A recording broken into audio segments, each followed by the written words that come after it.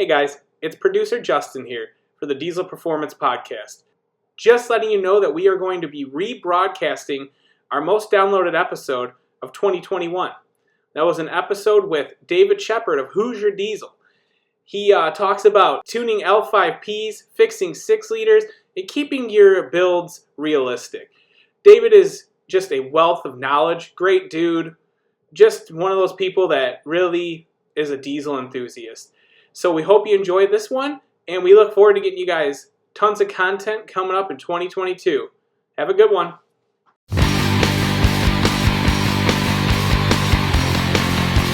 Thank you for joining us. This is Paul Wilson. And Chris Emke. And you're listening to Diesel Performance Podcast. Chris, I wanted to kick off the show talking about an interesting truck that we had in the shop last week. Yeah. It was that LLY that we were talking about the other day. Yeah, you did a TikTok video on it, didn't you? That's right. Absolutely. Absolutely. For the guys who aren't already following Duramax Tuner on TikTok, which I understand. It's definitely a different age bracket, yeah, to say the least. It is a media platform, we'll call it that. Yeah, it is, yeah. But Chris, why don't you tell our listeners a little bit about that LLY and why it was so interesting? Yeah, so the owner's name of that truck, his name was Michael Lewis. And Michael Lewis is, he's a past customer, okay? But about 4 months ago, he decided he was going to do some injector upgrades on his 04.5 LLY, and he was going to do a turbo upgrade, and he found a shop local in his area that modified existing turbos. So he's like, screw it, I'm going to give them my turbo, and they're going to go through it, and they're going to machine and do all these things, and, they're going to turn it into a 64, right? So he was all pumped. Gets the truck back, everything's together. The truck wasn't running the best. Within about 800 miles, the first that turbo that was put on imploded. Okay. Oof. No worries. There's a warranty, right? There's people that stand behind their work, and he ended up taking the truck back to them, and they warrantied it. They did a second turbocharger. Within about 1,000 miles, second turbo imploded. Really odd, right? Really weird. So now I didn't know any of this until the third turbo is put on the truck, and Mike calls us and knows our name, knows our reputation, knows that we do turbos, wanted to get a second opinion. So from the get-go, it's like, well, knowing what we know about turbochargers, there's generally a root cause for something like that to occur. And Mike is definitely a passionate, energetic individual, and mile a minute, just so much information. He has a lot of feelings and emotion in this, right? I mean, who wouldn't? It's a lot of money. It's your truck that's down. He's owned the truck from new, really pretty truck. Like, the truck's well maintained. Yeah. So while we're on the phone, done boost checks. Well, they did the install. Okay, well, did they do a boost check? They're a turbo company. They should be, like, that's 101, right? So he couldn't tell me, couldn't give me an answer. Needless to say, he lost all faith in the turbo. Okay? Sure. There was a couple other things that were going on that he was unhappy with. So he drove 800 miles to come from Arkansas to upper state of Illinois to have us look at the truck. Within 5 minutes of the truck being in the shop, we used one of our stealth boost test kits that we have. Within 5 minutes, the intercooler tank end was blown out. And that was the video that you did on TikTok. Yeah. So wouldn't even hold 10 PSI, just pissing air. Well, I had to explain to him, like, as your turbochargers are imploding, like blowing up, you're talking about the turbos not seeing a ton of boost. The turbos were making a shit ton of boost out of the spinning. Turbo. Yeah, right? Yeah. But there wasn't enough air reading past the map sensor making its way into the engine because it was escaping to the atmosphere. Right. So we did a Stealth 64 for him. Okay. We did a new intercooler for him. We get everything buttoned up.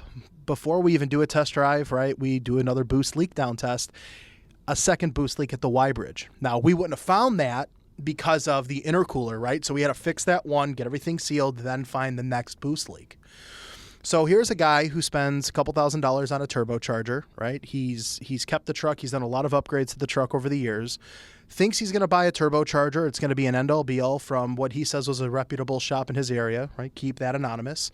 And then to have 3 turbos back-to-back have problems, right?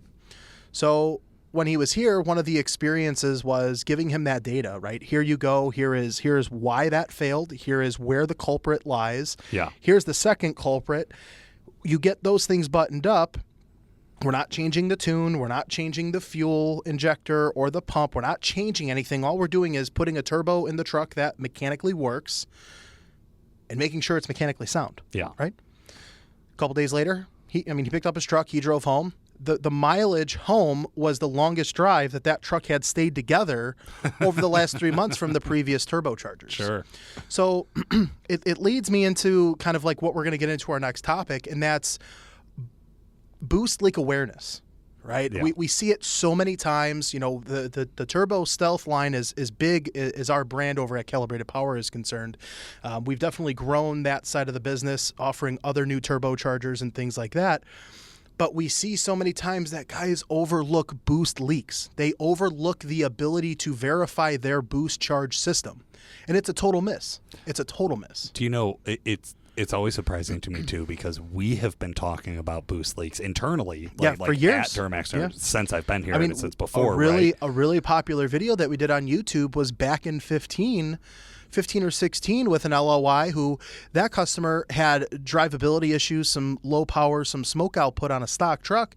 That truck went to 3 different dealers before coming to us. And one of our techs, 5 minutes, oh yeah, your Y bridge is leaking. And that's all it was. Think of how much money, time, emotion is built into that.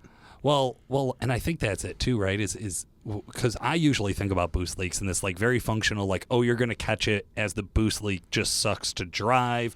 It impacts all of these things I would notice on a daily. Oh, well, the truck, I can hear it spool up, and I'm making X amount of boost on the gauge. Like, guys, that doesn't work. We're talking a controlled pressurization of the air charge system. And one of the things that I think like the common boost tester out there, what we had traditionally used that it always misses is getting the connection from the turbo to the hot side pipe and the compressor cover itself, because surprisingly enough, like, and especially I'll even call them out, the newer hull sets from the factory, compressor covers leaking is actually fairly common. It is fairly common.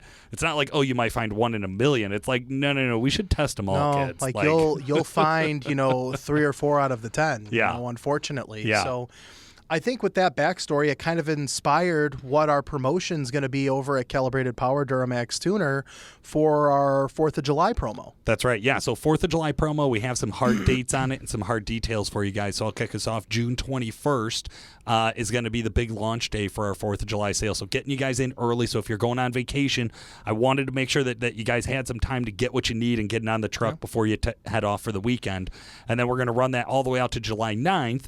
Again, just in case you were on vacation, wanted to give you some time to be able to still take advantage. And what's unique with this is we're doing things a little different, Paul, right? So it's any of our Stealth line of turbocharger, right? Whether it's, a Duramax, LB7, LOI, LBZ, LMM, LML, L5P, Cummins 5.9. We have a couple other turbos, right, that we're going to be talking about here in a second. But we're doing a free boost test kit with every turbocharger. That itself has a value of anywhere from $225 to $300, depending on the faceplate.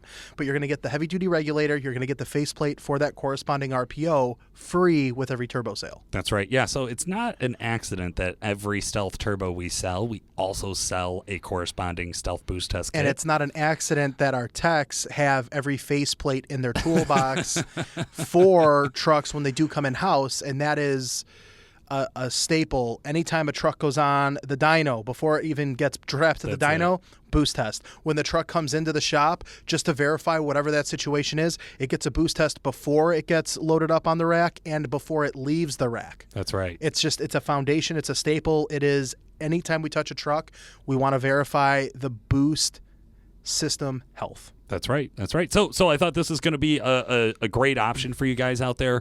I know I'm really excited. We've already had some early feedback. So if you've been thinking about a turbo, if you've been thinking about it might be time to upgrade, this is definitely that cherry on top that I think just makes it a really, really great deal for you.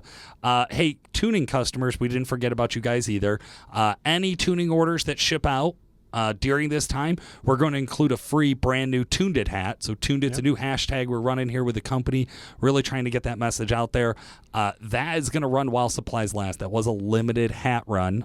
So we only had so many printed.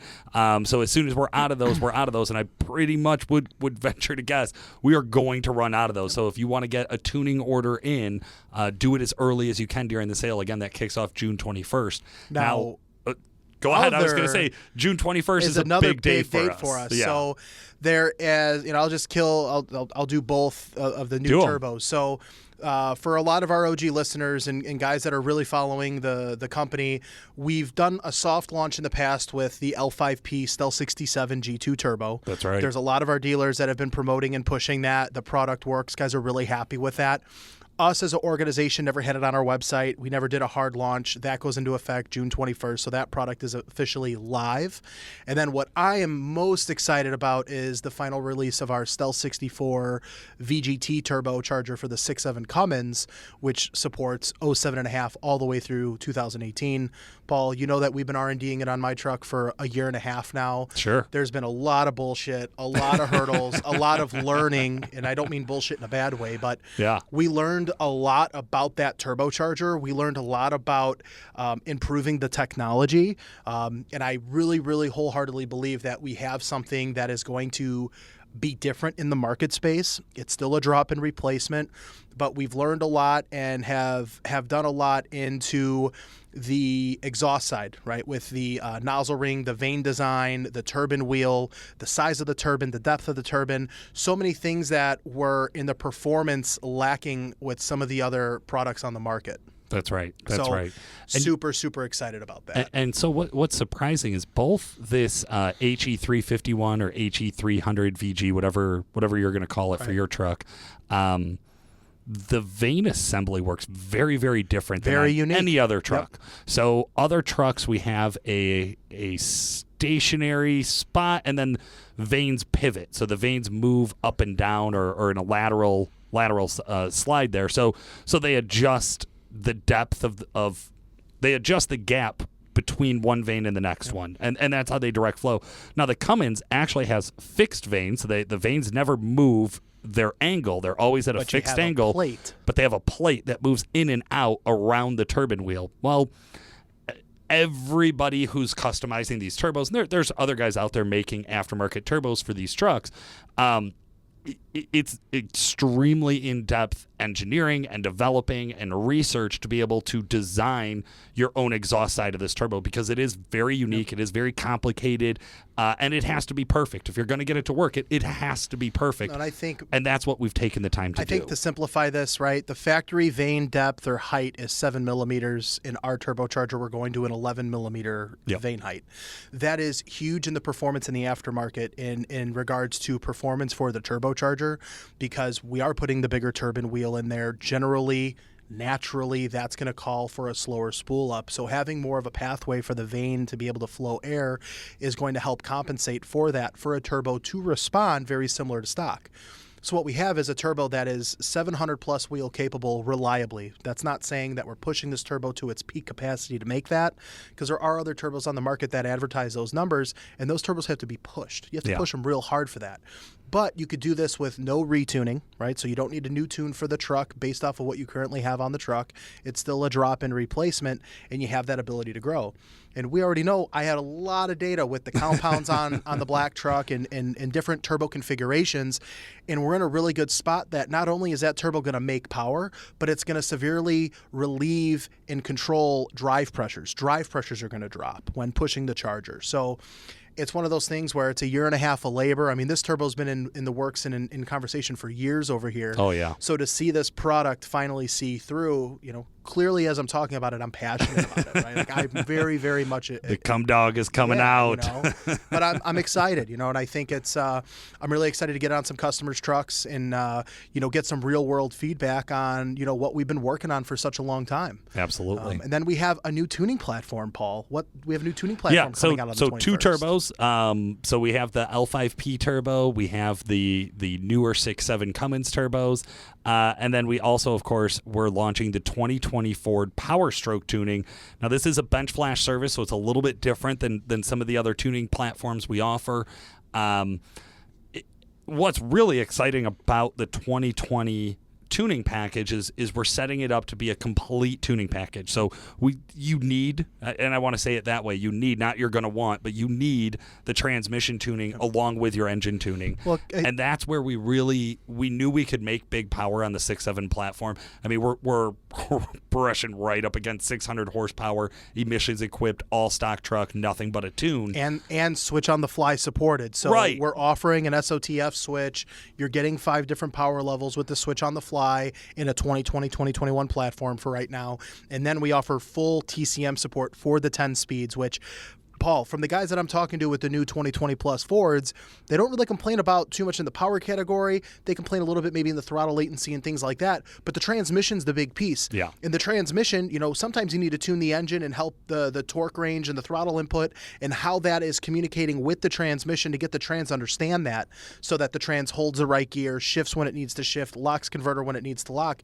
It's all about total transparency between the two controllers. That's right. Absolutely. So this complete tuning package is going to be literally, for 99%, it's going to be all you're ever going to do to your truck besides maybe throw wheels, tires, and tint on it. Yeah. That's a good truck. That's a good build of a truck, though. That's it, right? That's that fully built don't stock. Sell that short. Yeah. That fully built stock is finally so simple to do, right? And I think this is going to be another killer platform that you guys are going to love it. This is the type of upgrade you do that you talk about forever because it's your favorite thing that you ever did to the truck, right? Absolutely.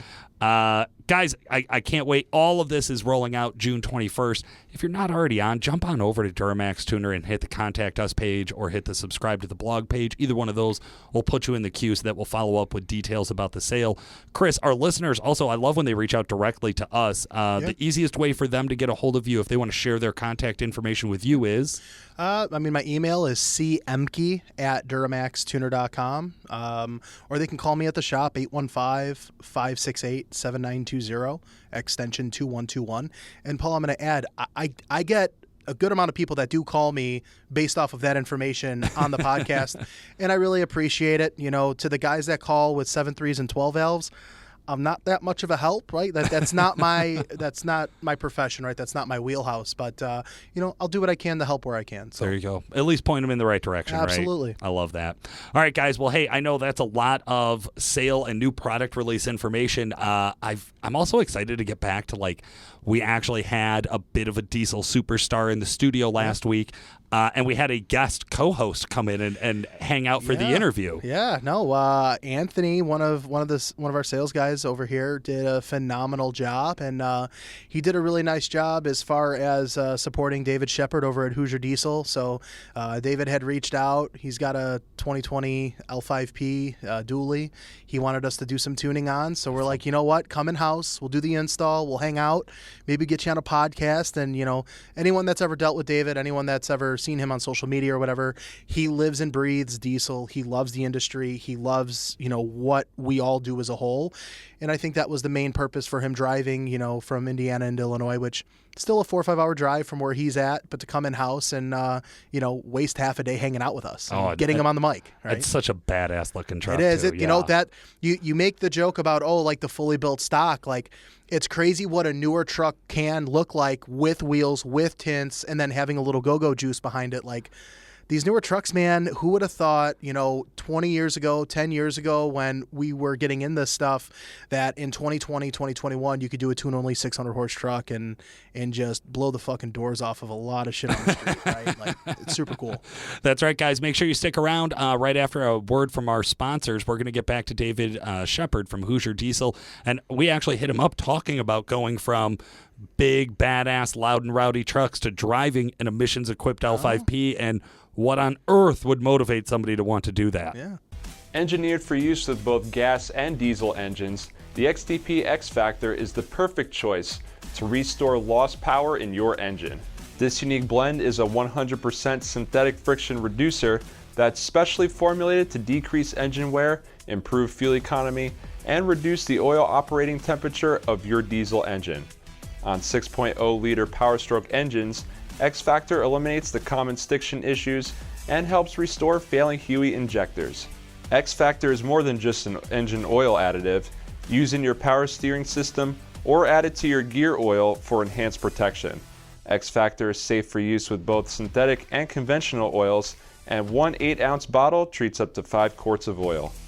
To find out more about the XDP X Factor High Performance Oil Additive, head over to xdp.com or find a local dealer near you. Chris, people have been hearing us talk about Exergy Performance, well, since the start of the show. Right, of course. They've been a believer since the inception, to say the least. I know I just recently talked to Randy Harkema over there. Guys, of course, you recognize him from our snake oil or not fuel additive episode. He's one of the guys at Exergy that we rely on for technical expertise. And I thought it was really cool. I was just talking to him about going to UCC.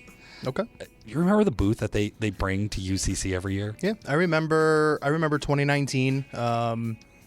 They do this really cool engine stand with a Cummins with their standalone with a throttle, a hand throttle, and you can, be part of the engine operating. They start it, you can rev it and all that cool stuff. And I think it's really cool because it gives you that hands-on experience to say, hey, here's Exergy's fuel system, here's Exergy standalone, Bosch standalone, here's everything working. Yeah. But yeah, no, you can't forget it once you've seen it. Chris, WC Fab and WC Fab powder coating. It's going to be one of those places that if you go to their shop and kind of hang out and see even just the foyer, like the waiting room, you're going to be wildly impressed.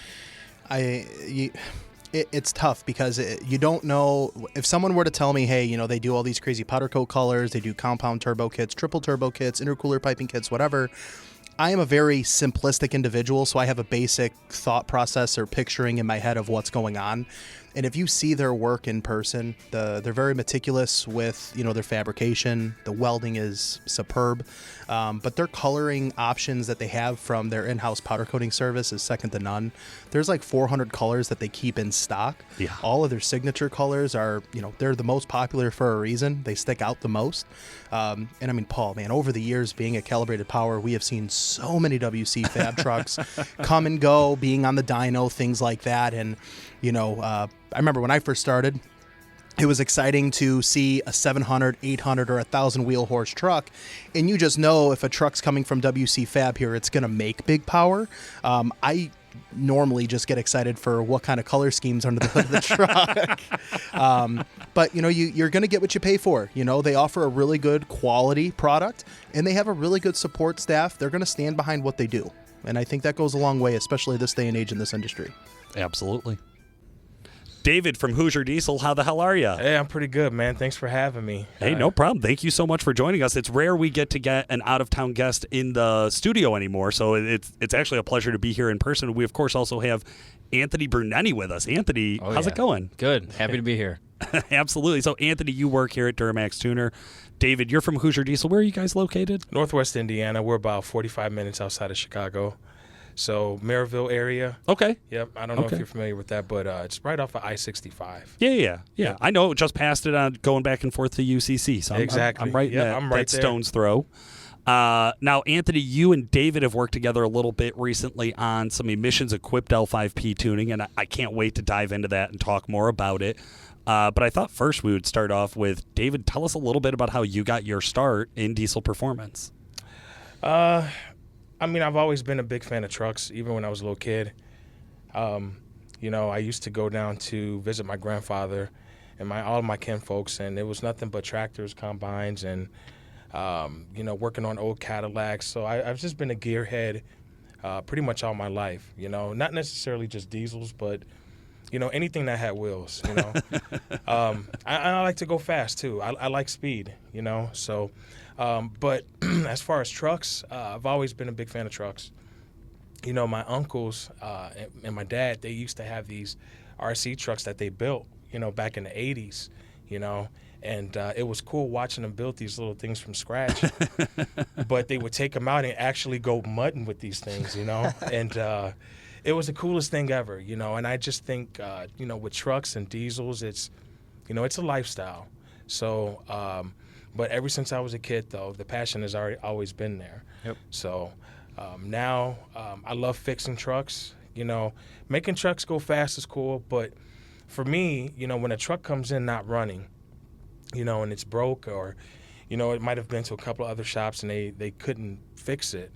or for whatever reason, you know, I get a lot of accomplishment out of that, you know, because it's like, hey, man, I was able to fix this. It's fixed right, and we send it on down the road. So my shop is really heavy repair based. I mean, we do some performance too, but, you know, we're really diving into the emissions, you know, and tack tuning because it's just that's where the industry's headed.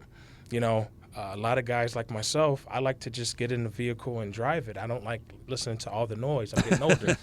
You know, I mean, everybody used to do it, right? Everybody used to, you know, roll coal and, you know, stuff like that, you know, do burnouts in the middle of the street. You know. But, you know, I'm getting a little bit older, and it's just, you know, emissions intact is, you know, you keep your same factory warranty. So this is something we've been playing around with. Sure. So, well, you know, and I laugh because I know when I was a kid, it's like 212 Rockford Fosgate sub slammed in the trunk of the Sentra. You were like, I'm the shit. Yep. Yeah. And then now you're like, ooh, it has a really nice Bose or Infinity system from the factory. You're like, option. That's what sold me. That's like the first thing I check when I get into a truck, right? You know, I hook up my Bluetooth or, you know, my Apple CarPlay or whatever the case may be, and I test the sound system, you know. You got to, and I laugh too because I know, like, when I first started coming around diesel, I'm like, oh man, there's nothing like a turbo screaming and like a Duramax, especially like Duramax twin kit with like big 5-inch exhausts. Like, I get this. Yeah. And then you're absolutely right. It's like you start to get some age and you're like, man, you know, I know Boone's Farm will get you drunk, but like a good wine like also tastes good. And that's kind of what I think about with like diesel, right? It's like when you get in, you're like, well, give me everything. Like, let's go. Let's do fast, dumb shit. Let's be as loud, as obnoxious as we can. And then you start to fall in love with the trucks, and you're like, well, man, this would be really nice to be nice too, right? Or at least hear, you know, who's on the phone, right? You know, big problem, especially when you get older. Your hearing starts to deteriorate. You know, it's like, man, I can't hear. You know? So for me, you know, I just like getting into the truck, and I like quiet, turn my music up. So.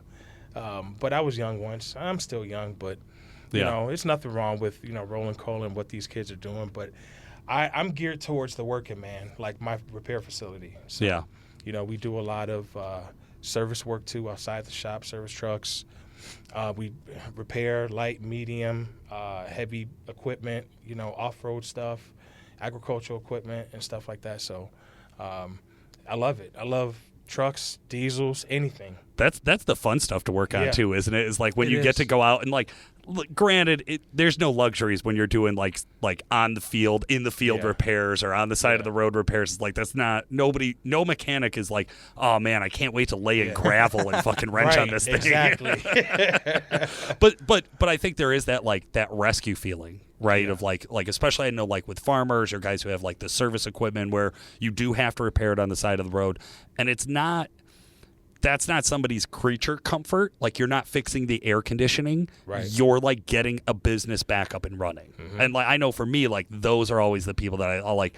You feel that extra sense of accomplishment when you're able to get in and participate with that. Absolutely. So, you know, and that's why I do what I do. You know, I have a lot of guys at the shop that work, you know, part of the team, and they're passionate about what they do, you know.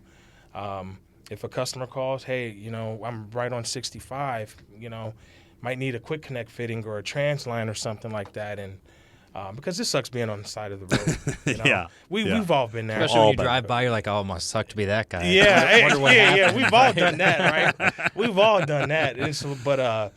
But no, fixing trucks is where it's at for me, you know, so that's a passion right there. I love that. Now, Anthony, you came out of wrenching and into an office job. Do you hate working on trucks now?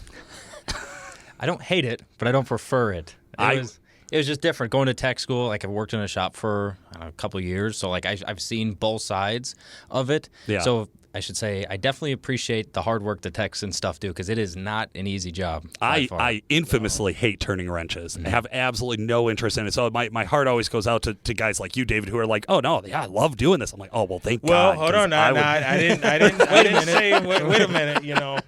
No, I love turning wrenches. Don't get me wrong. Yeah.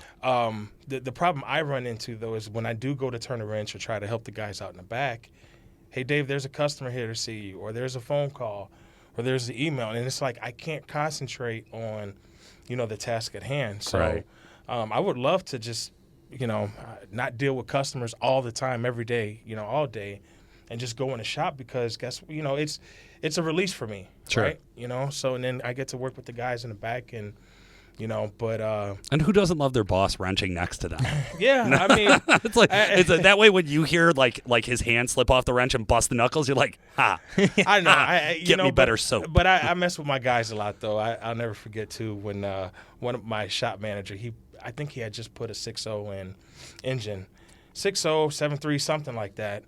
Anyway, I just walked by. He was getting ready to start it. He cranked it up, and I just take the wrench and I start beating on it. I've seen that happen. Seen that happen? I start beating. Shit. He goes, oh shit, his eyes.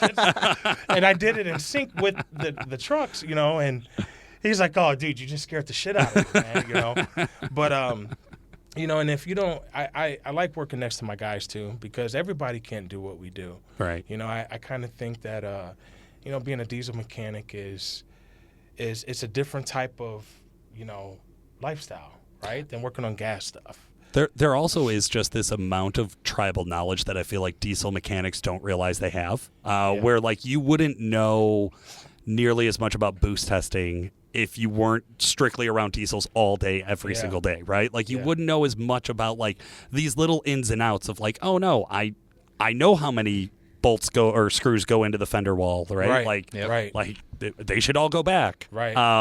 So that's where I laugh about like sometimes I think it's after years of doing it and you still have a passion for it. Yeah, that's a part of it. Is like you said, it's that culture. It's that like this is a lifestyle. This is like we love doing this. We love being around it. Guess what we do when we're not at work? We talk about diesel trucks. Yeah. Like how many people go home like My mom was a teacher. She never came home. Was like, ooh, the lesson plans for tomorrow. I can't wait. Like she loved being a teacher, but like not that much. Yeah, I mean, and same thing like when you see trucks going down the road and you see the bluish smoke. Like okay, his oil seals might be bad on the steering. You see an LB7 drive by or haze, and you're like, dude, he needs injectors. Yeah, there you go. So we just said an LB7 driving by. Everything else is implied, right? They're all hazing. Yeah, but. It's cool though, diesels are great. Like I said, it's a lifestyle culture. Well, and I think being around them too is fun. Anthony, I know you had gone, like we talked about, it's from wrenching on them to being on the phone about them, but I know we still do a ton of troubleshooting over the phone. Oh, yeah. And whether it's with end users or whether it's with shop owners, we kind of always are in this like, let's start at the beginning. Like we're in tuning, so it's always our fault. Everybody who calls. Yeah. or the best is 2 years later, the tune went bad. Yes. Yes. The tune went bad. A little advice from Diesel Performance Podcast. Your tune did not go bad. But it is, right? So we deal with that. And I know as like shop owners, you deal with like those same guys and those same problems. What are some of the ones that you think could like really stand out in your mind about the wildest troubleshooting you've had to go through on a truck? Man, I actually had one here probably about 2 months ago, and this was on a 6.0. Customer call. We had just, I don't know if I can use the word bulletproof because people get kind of been out of shape with that word. You can use it here. I use it, okay. But, we had, this truck was like a F550, low miles on it. It had like 60,000 original miles. I mean, that thing was unmolested. And we, head studded it, did the whole 9 yards. He didn't want to do ejectors at the time, right? So we sent it on and down the road, hadn't heard from the guy until about a year later. He says, hey, man, I'm having an issue. I was driving the truck, and then all of a sudden, it was up to temp, and it just starts misfiring. So I said, okay, he gets it into the shop, and you can let the truck idle all day long, and it won't hiccup. As soon as you start giving it some throttle, it just starts misfiring. Sounds like it's got a big cam in it, starts smoking. No trouble codes at all. No. That's always the best one to start from, right? Right, because it's like, do I go after fuel, air, or maybe a bad electrical problem, Do you just Google come and swap? But so what ended up happening is I sent the injectors out to be tested, right? Because my oil pressure was great, fuel pressure was great, compression was great. And I was at a loss, and the guys actually handed me this job because they were lost. So we sent the injectors out to be tested. The injectors were rough, but they weren't bad. So we put them back in, and I'm starting to look at like the lap scope and starting to look at cam and crank signal. Cam and crank signal were dead nuts on when the truck was at idle. But when you gave it throttle, it was erratic. So the question is that a cause or is that an effect? Is the cam walking or is the crank walking? What's going on? So, I ended up ohming out the entire truck, the wire harness, and everything is checking out okay. And I'm at a loss for this thing, right? And I even got a notepad, right? Yeah. Like, okay, this is the value I got, for this. These are the ohms I got for this wire. So finally one day, it had just been bothering me. I go back to the shop, and I said, I'm going to ohm everything out after the truck's been sitting a couple of days. Ohmed everything out. It was perfect. Then I went to go ohm it out after we warmed it up, and that's when I found that it was, and this is the crazy part about it, and I've never seen this. I said, I'm swapping the crank sensor. Now, on 6.0s, they don't go bad. I've probably only swapped like 2 or 3 of them since they've been out. So pulled the crank sensor out, swapped it with a new one, fixed the issue. Well, I didn't even see an issue that was wrong with the old one. So wiped it off, and I just set it on my desk. I come back 2 days later, there's oil still coming out of it. So it had a hairline crack in it that only opened up. It opened up once the truck started to warm up. Yeah. And that's when it started misfiring. Now, and as far as the crack would stay closed if you gave it no throttle, because what? You have lower oil. You just a regular 500-600 PSI at idle. Well, when you gave it more, it would split that crack open, and that's when you got your erratic signal. How in the fuck did I listen? I don't know. I just never seen anything like that before. But we run into stuff like that all the time, And the wonders of 6 liters. And it's not just 6 liters. It's a lot of these trucks, right? But the cool thing about it is, I learn, and we even use that as like a case study at the shop. Like what to do when you check your cam and crank signal when the truck is had a cold soak. Well, there's and that's what's funny to me too is I think you guys grabbed a couple of key topics that again you would only know if you're around diesel troubleshooting for a long time. Hey, you tested it at idle and operating temp. What happens when you were above temp and below temp? Like it turns out, especially once you've done all of your basics, it's like you need to start thinking about things a little bit differently. How does heat and cold impact all of these little components all the way through it? And like you said, you add heat and pressure to a hairline fracture, and you now have a gaping hole. But it was crazy though. But because you would think 6 liters, they've been around, right? And it's like, man, I'm starting to feel like a dumbass because I haven't figured out the issue, right? But at the end of the day, I told the customer, I said, I'm not getting ready to shotgun parts at your truck. And I don't have the answer right now. I don't know what the issue is.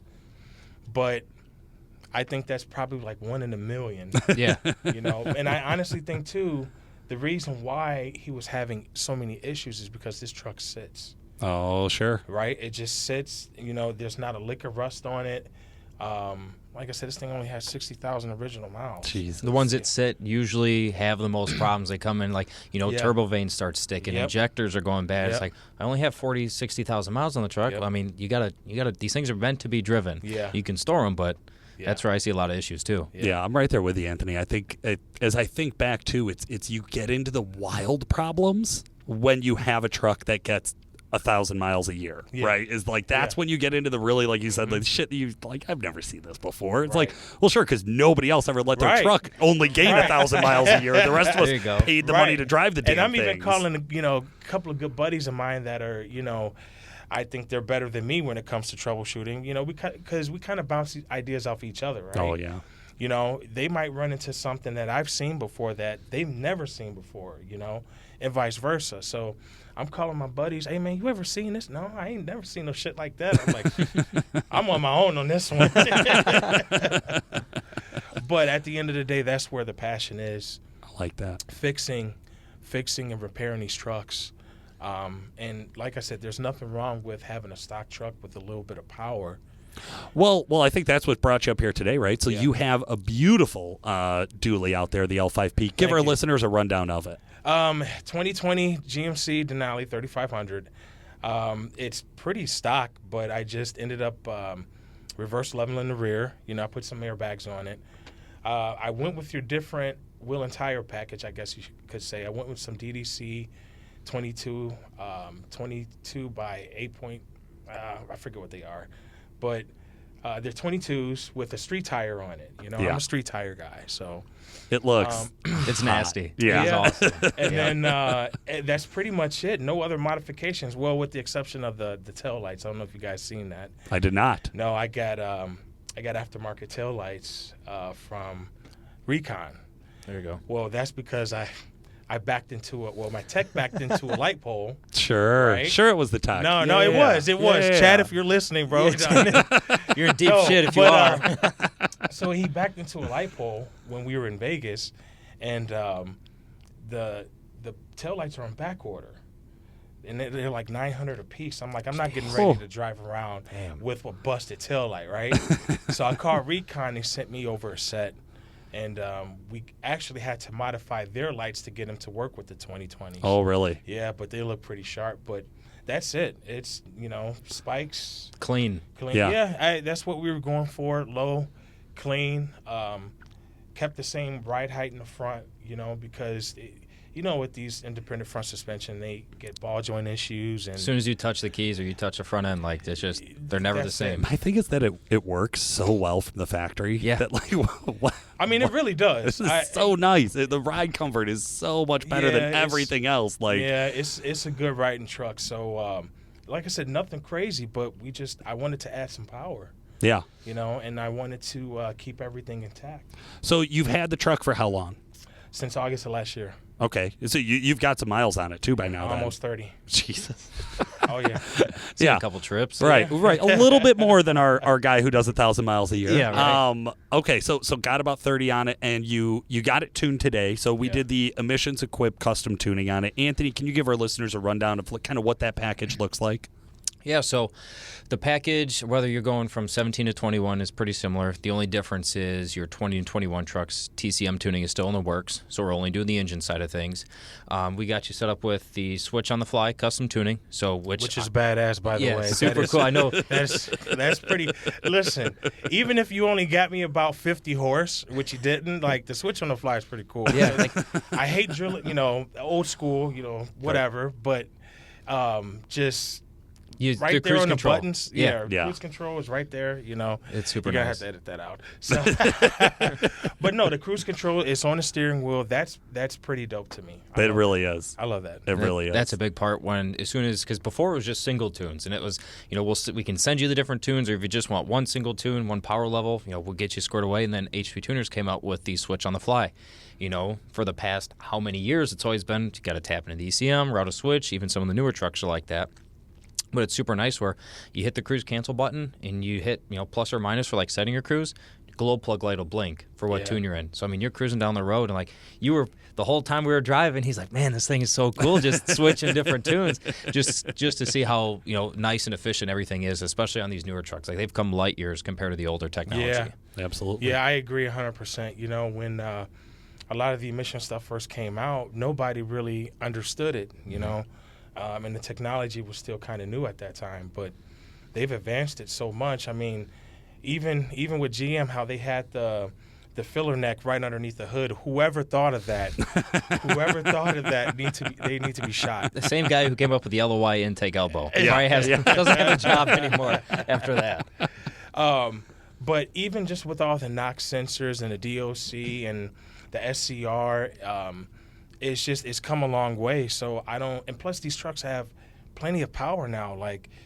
Why would you want your daily driver to be 7, 8, 9,000 horsepower truck? Because at the end of the day, shit's going to constantly break on it. It sounds so much cooler than it is in reality. Right, yeah. It sounds so badass to be like, I got an 800 horsepower. I remember when 750 was the most you could do in a street truck. 750, you're the shit, bro. Everybody now, now it's everybody. I want to do 1,000 horsepower daily driver. It's like, yo, you can. We can actually make it drive pretty nice. But like you said, shit's going to break constantly. Yep. You're never going to not use all of your power. If you have it, you're going to use it, and then shit's going to break. Period. Right. Yeah. No matter how nice the parts are, I'm gonna build the whole bottom end, and it's like, you turn up to tune 5, you feel like getting shitty. It's like all of a sudden something broke. It's like, oh, what happened? You can always spot an LLY driver because they start off with the biggest problem being building the bottom end, as opposed to an L5P owner that's like, like I'm gonna throw a tune on it and I'm gonna be at 550 horsepower. Yeah. Like LLY, like because Chach. Are you talking shit about me, Paul? Are you talking shit about me? You're right up at the edge of what we're expecting out of that stock bottom end, aren't you? I'm right around 600. Yeah. Just say, get depending on the tune, depending on the day. Yeah. I'm right around 600 for sure. All right. So what do you think driving it? I know when I got in the L5P, the first thing I thought is this is clearly the best Duramax that's been put out there from a driver standpoint. Yeah. They're definitely responsive in stock form. Like that's always been a note. Like even I was gonna say pulling his truck in, as soon as I put it in gear, I was like, this thing, I can tell it's stock. I was like, just put it in reverse. I was like, I can tell by the throttle response that it is stock for sure. But they are definitely responsive, even from the factory too. In comparison. But what'd you think after the tune? I was blown away because essentially the truck has enough power, right? For the guys that just they use their trucks for work, they tow with it, they daily drive it. That truck's got plenty of power. Excuse me. But when you guys did the emissions intact tuning, it's just the pedal, the throttle response right away was a big difference. And then we actually passed a dump truck, and the power was there like now. That's so nice. I'm pretty impressed with it. Got to figure out my trans issue that I have, but my trans is smoke. But I think the way to go on these 10 speeds is if you can figure out the trans side of it, man, the emissions intact tuning is where it's at. Solid setup for sure. It's a real solid setup. I think that L5P will, kind of. Me personally, I've driven all of them, right? And I think it outperforms all of them. My personal opinion, So I'm pretty impressed. And I got a lot of customers that have L5P, so we're going to be definitely taking all this back and trying to push this because I love the truck. It's a great truck. That's awesome. We barely made it out of the parking lot, and he leaned on it a little bit. He's like, there's that throttle response right away. Yes. And it's amazing. And like I said, with the switch on the fly, it's, you're cruising on an expressway. There's nobody there. Hit the cruise control button. You want to turn it up a little bit or turn it down. So the convenience too. Yeah. Big convenience factor. Yeah, I think I do need a stealth turbo though. we were looking at them. I showed them the vane cages. You're able to see the improvement in airflows. Yeah. It's like that's where all the engineering, and Nick and the guys in the turbo bay definitely put a lot of time in. So they'll definitely coming back for a stealth. Yeah, I think a solid setup on these new L5Ps. Definitely a built trans. Because. It's 10 speeds are just something else, man. They have a mind of their own. I will say on the Ford 2020 10 speeds, they're pretty lackluster from the factory. And now that they finally have trans tuning on them, I was like, oh, maybe this will work. Because I've never been a fan, ever since we started adding gears. As a driver who drives like an asshole, I don't like it. Give me less gears and worse fuel mileage, and I'm okay with that because I don't have to drive far, and I'd like to drive like a dick while I do it. Right. But for all of the other rest of normal humans who buy diesels, that doesn't make any sense, right? It's like, well, give me more gears, get my mile per gallon down, or mile per gallon up, and then we'll start to look at how do we make this work, and that's where I'm kind of wondering on this Allison 10-speed. It's like, is trans tuning going to be enough? Is it going to be a converter? Is it going to be, what is it going to be a part of the build that's going to make it work? Converters, RevMax. Yeah. So we actually just swapped a 2020 trans that a customer blew up. And, we did put a RevMax Stage 5 converter in it. Frank made some improvements, but we're going to actually pull it out and have it restalled. But I'm thinking about throwing one in my truck when we have the trans out to get it rebuilt. Because I'm curious now to see where, maybe going to a higher stall, maybe with the Stealth 2, how this truck would perform. And like I said, the trans tuning is always going to be key. Hopefully somebody cracks that, but who knows? Yeah, sure. But I do think this is a solid setup. That's awesome. If you were to meet somebody who is brand new to diesel today, David, what's the advice you would give them if they came to you saying, hey, I want to build a 600 horsepower truck down the road, what should I do? Well, that's a loaded question because, are they buying a new truck? Are you buying a used one? At the end of the day, reliability. Diesels can be fun. They are fun, right? But I think once you start getting past that 700 mark, 800, you have to drive them completely different, right? You don't want to send a piston through the side of the block. But you want to go for good, clean power, and you want reliability, right? So I always try to tell guys, with any truck, your transmission, too, is a big problem. You can have all the power in the world, but if you can't hold it to the ground, it's pointless, right?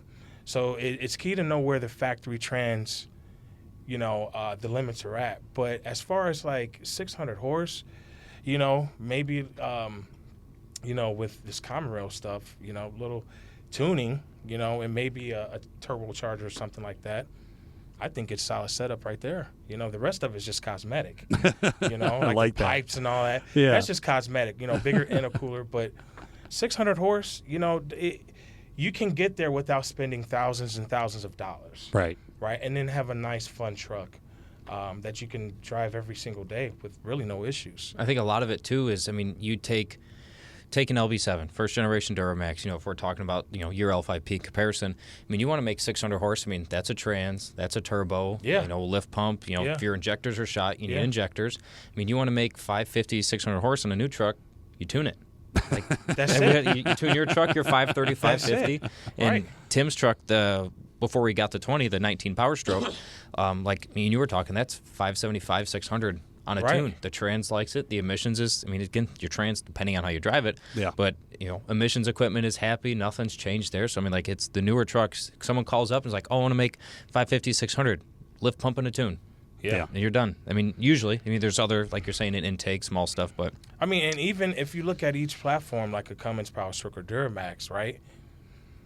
Technically, up to about 700 horse, you really, 600, 700 is kind of where you got to start worrying about internals, right? To me, that's perfect, right? If I can sit kind of below that a little bit, and then I have a reliable truck without, pulling the block and having, what I mean? The billet, you guys know. We're in the same industry, because you pull the engine, you got to break out your wallet. That's it, right? I tell guys, too, is I'm like, man, once the engine comes out, we should just be talking about 25 at a minimum. That's your floor. Exactly. And I don't care what platform. It's by the time we get into fuel, air, girdles, bullshit everywhere, we're going to be talking about a $25,000 minimum. So, hey, listen, if that's real for you and you want to build a competition truck, we can talk. That's cool. We can talk. Right. But most of you out there are going to ask about 600 horse, and I'm right on the same page with you guys. I'm like, man, if you could spend a little more on the truck and have to put less parts and labor and time into it and get all the creature comforts that come with a new truck, working warranty, cruise control. Warranty, too. Yeah. That's a big one. You start getting these things, and you're like, oh, man, and I think a lot of our listeners, especially newer to diesel, they're not shopping for brand new trucks, right? They're like, hey, man, those are really nice. They're out of my range. I'm looking at LMLs. I'm looking at like CMD Cummins, right? Or I'm looking at that very early 6.7 Power Stroke. It's those guys.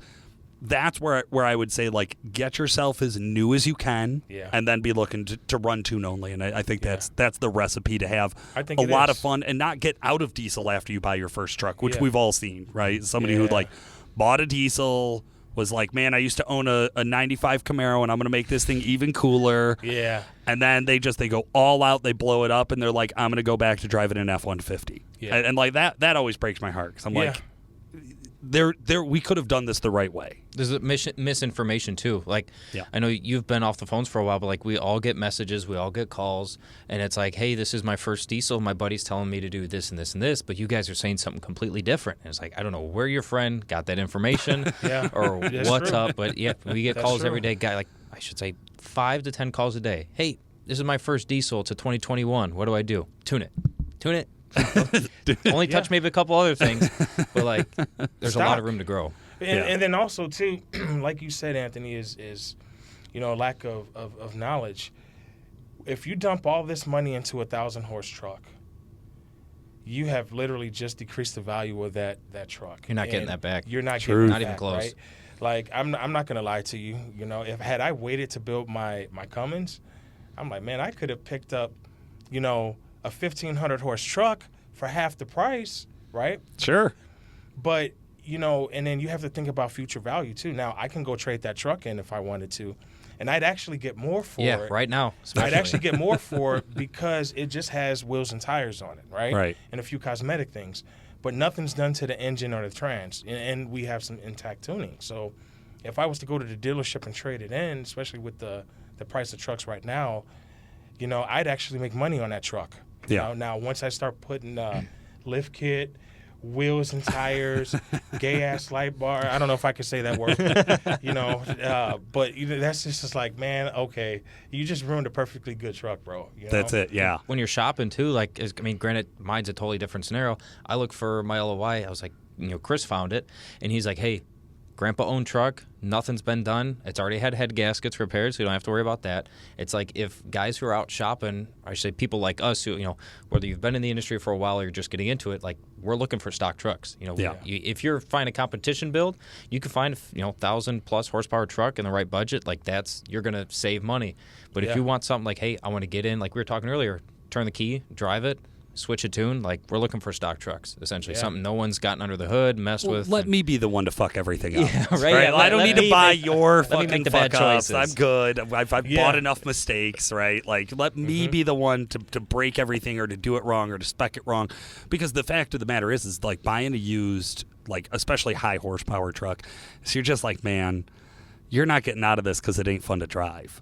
You know what I mean? Like you're getting out of this because you can't afford to keep up with it. Part out. Or like that's what it Part comes out. down to, right? Is like you're like, that's not something I'm gonna buy and I'm gonna try. And it was and here's the thing though too. It was everybody jumped on that bandwagon, right? Yep. Gotta have you know, who can get to, you know, like you said, you know, 6-7 years ago, man, if you were 750 horse in a diesel, bro, you were big shit. That like, was, yeah. You're big shit. You were posting about it regularly on Yeah. the forums, Chuck. Yeah, exactly. Yeah, when we And went to forums. Yeah.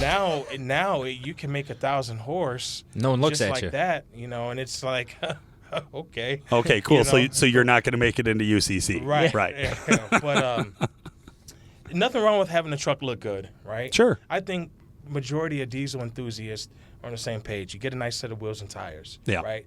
Maybe a leveling kit, you know, and simpler is better, in my opinion. Oh, see, I like to see guys. I would never do this to my truck, but I love when I see guys like go for like the limo tint all the way around. Jesus. I need to black out all the lights. I need light bars on it. I'm like, I really like it when they look like they rolled through J.C. Whitney with a shithead magnet on. I love when somebody else does that to their truck. Or like SEMA, you've been to SEMA and you see the trucks at SEMA and you're like, oh, cool, this is the least usable vehicle I've ever seen in my life. I'm glad you're here representing diesel performance. Yeah, I mean, exactly. And I do like those trucks. Some of I them would is never own cool, one. right? You know, Yeah. but I'm like, man, dude, 12-inch lift. Like, how are you guys getting in and out of this piece of shit? Why is the right? Babe, frame come here, give me a engraved? lift. No, seriously. Yeah, I mean, hey, can you guys put a 12-inch lift on? Yeah, but I really don't want to, you know, because I got to test drive it. We got to get in alignment, you know, but this is what these guys want. But, and if you're going to do that, use a good quality lift. Oh, for the love of God. Please. I heard a stack of hockey pucks will Yeah. get you at least 4-inch lift, bro. Man, like I don't even do wheel spacers at my shop. Yeah, done. No, they call, hey, you guys do wheel spacers? No, because you're not going to recheck them. Make sure they're Waiting to happen. Yep, and I don't need a lawsuit. So, no, we don't do them. If you're dumb enough to want them, I'm not dumb enough to install them. Yeah, I like exactly. But everybody, to each is their own. No, right? I'm not. I mean, I am No, making to- fun of a lot of people, but it's No, nobody to takes each me their own. seriously. And because your truck is like kind of like an extension of who you are, right? Yeah. Sure. You know? So, you know, customize it how you want. You know, just because you like light bars doesn't mean I'm gonna like light bars. I drove here in a Kia. I don't get to, like, nobody gets to like be offended, right? Right. So- I drive my BMWs. I got a BMW that I drive sometimes. Yeah. Like if I'm in the mood, you know, like, hey, I want to go fast, quick. Yeah. You know, I just drive my BMW. and that's why like I laugh about this stuff because I do think people get really wrapped up into all of these details about their truck. And And to me, I would rather be annoyed by the question of like, what type of oil should I run than can you put a 12-inch lift or wheel spacers on my truck, right? It's like that guy that's thinking about the brand of oil quality, you're kind of a nerd, and I kind of want to talk to you, right? Like we are going to get along. That guy who's going to call and talk about 12-inch lift and wheel spacers, bro, I get it. I'm glad you're doing cool stuff with your truck. I really do like the way those trucks look. I would never own one because they drive like shit, but I get it. And that's why I say, like, I'm just the wrong guy to talk to about that stuff, right? I feel like people like us, we've had the trucks that ride like shit. We've had the stuff that's way expensive. We've learned, and I mean, I'm only 25, but like, a few years ago when I got into this, like my truck had a leveling kit. Did you just come on this show and say you're 25? Yeah, bro. Right now, like you're just sorry, I'm not 100 like you, Paul. Kind of a flex, bro. God damn. But it's like even you're into it for so long, you see it every day. Like I still get excited when high horsepower stuff comes through. Oh yeah. And then I also get excited when a guy with a stock truck, I'm just here for brakes, clean truck, low miles, nothing done. Like, that's the one we're all staring at. Like, God damn, look at this truck. Look at how clean it is. What's done to it? Nothing. Isn't it exciting? Yeah, because then you don't have to worry about, my turn signal's not working. It didn't do that before you came in. Yeah. Before you shit charged like my that. air conditioner, and my brake light went out. But no, I'm not gonna make fun of somebody's truck because, like I said, I used to have this old Isuzu Rodeo. There you go. 2-wheel drive, man. This thing was a rusted piece of shit, right? 5-speed. But I will say this though, I can beat the shit out of that thing. I had it up in like a little river, had water coming in the inside. Yeah. And I forget what motor's in that thing now, but the distributor, it sits high and back towards the firewall, so you can go through water and shit like that. And it was a piece of shit. I'm not gonna lie, man. But guess what? It was a fun truck. Yeah, the most fun you had. That's it. With a street legal go-kart, did I hear? Yeah. Thank you. Yes, please. It was a fun truck. So to each their own. You know, some of these guys are overpaying for these pieces of shit, though. Like, bro, you just bought an LV7 for how much? Oh, okay. Wow. Don't look at me. I got a decent deal on my LV7. I hate LV7s. I hate them. Damn, I don't have it anymore. So we're good. What I laugh about too is on that topic is like we saw new trucks exponentially grow in retail price. MAP pricing, MSRP jumped more than the rest of the vehicles in the market, right? So clearly there was demand and manufacturers thought, hey, we can make the money. I don't understand how the economics of that made people believe that their 280,000 mile LBZ is worth $40,000. Right? Like, I get it, it's pre-emissions, and I get you read a lot of bad things about emissions, but that did not make your truck worth more now than when it was sold brand new. It just didn't. Like, it did not. But I guess as long as there's people willing to pay it, they say that's what market value is. Everything's for sale for the right price. That's right? it. I mean, I'm serious. It's for sale, but and a lot of misinformation out there, too. There's a lot of misinformation out there. Everybody says LBC is like the god of Duramaxes, They're great, but I've never been a You could do more for less money with an LML. If we're just being real, like you could get to a higher horsepower number for less money and probably like now, like especially if you went with an early one and got lucky on the emissions equipment, I think you could score like an 11 to 12 pretty near the retail price of a clean LBZ. There's definitely less parts and less money you would have to throw at it to get to say like 550, 600 horsepower. Yeah, exactly.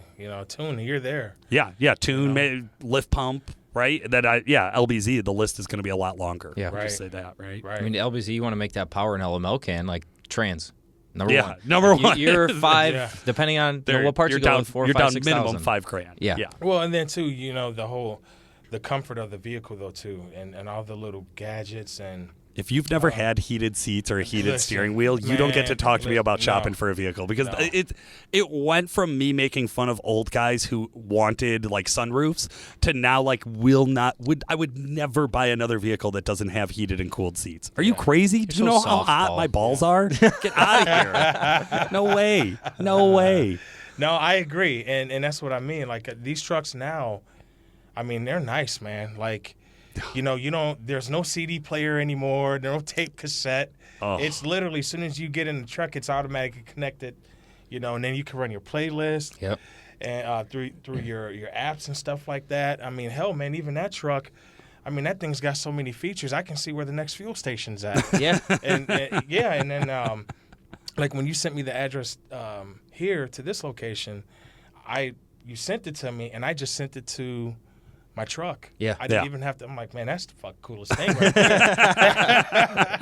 That's Do you cool. remember not being able to enter something in your GPS? MapQuest. With 10 pages printed out. So, somebody print out the directions. Look, We're gonna leave in 20 I minutes. was going to bitch about factory navigation. David went all the way back to MapQuest. MapQuest, man. We go to put something in, and the number didn't match. Like, I want to go to, we're going to where you're at. No streets start with 2, so you can't type a 2 in. Yes, it does. The address starts with a 2.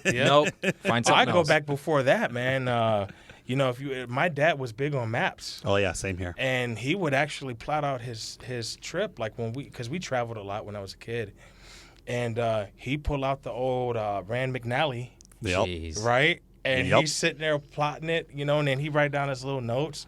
And then you go on vacation and you have the country one, and then you have to have one for each state, as though the one highway you were going to drive through in Nebraska was going to change. So you needed to have a Nebraska map with you. Right. At least that's the way my parents were. And now 100%. but now it's like, if they're doing construction, You're it done. automatically updates to your My phone tells me. My phone and tells you, reroutes me. Yeah. So how could you? Me personally, I think that's a pretty cool features that these new vehicles have now too. So. I agree. Yeah, old trucks are garbage. David Shepard said it here, folks. Old trucks are shit.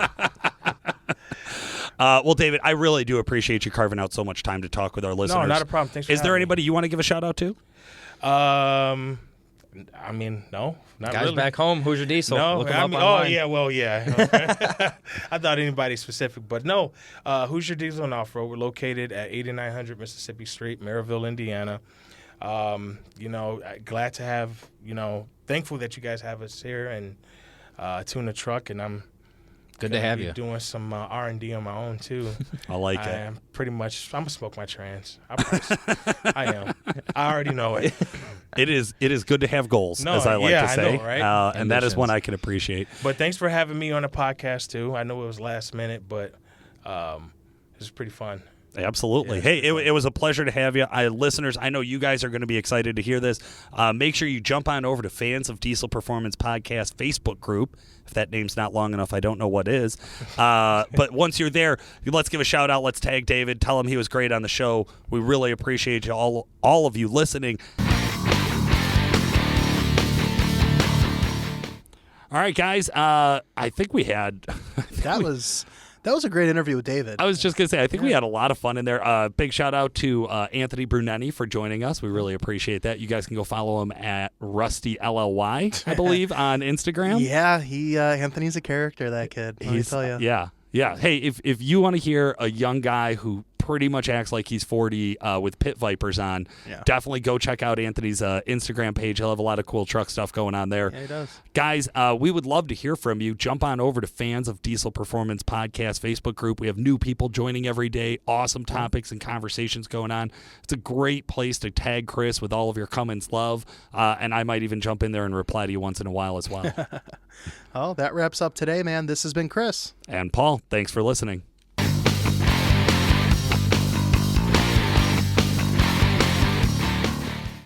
For the guys who aren't already following Duramax Tuner on TikTok, which I understand.